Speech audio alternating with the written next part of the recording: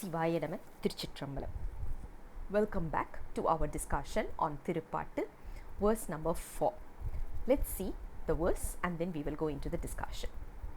Neriyum, arivum, serivum, neethiyum, naanmiga, pollen, miraiyum, thariyum, ugappan, venditru, seythu, thiriven, piraiyum, aravum, punalum, pirangiya, senchadai, vaiththa, iraivan, iruppathum, aaroor, avar, emmaiyum, aalvaro, keyleer. This particular verse talks about, if we look at it in a direct sense, probably it will give a feeling as if the person who's singing this is a sadist. As I said earlier itself, how we are going to look at this verse is, according to Tamil literature, grammar, we call it as kondu kootudal, as in linking the words wherever it is appropriately going to fit in, because certain words are placed in certain places only for the grammatical and the literature beauty. So what we are going to do is split the words and paste it in a right place so that we get a beautiful meaning. Now let's look at this verse. Neriyum, arivum, serivum, neethiyum, naanmiga, pollen.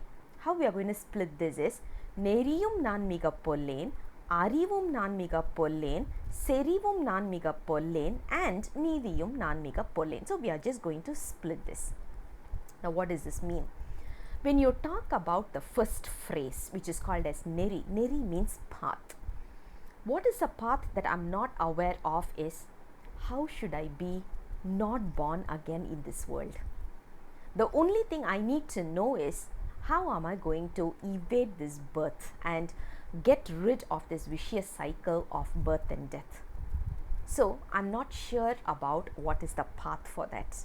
I'm still not clear about it. I'm still getting into this vicious cycle of birth and death. We all know the reason why Nambi Aaroor was born, because in Kailash he was with Lord Shiva doing all the help for Lord Shiva, and yet his mind just got wavered a little bit, and because of that he was punished by sending to earth. So he says, I'm not aware of the path of getting rid of this birth, number one. Second one, he says, and I'm not aware of that consciousness also. How do I get that knowledge? How do I get that that kind of thoughts? I'm not sure of that intelligence as well. I'm not sure about that conscience as well. And also he says, I'm also not sure about how to control this wavering mind. My mind is so withered out that it's just jumping from one place to another. I'm not able to control it. So he says, how am I supposed to control this? How am I going to control this? And he also says, I am not sure of how do I lead this path of Saivism. What are the do's and don'ts? What are the ground rules? What are the things that I have to follow? What are the things I have to let go? I'm not sure about this.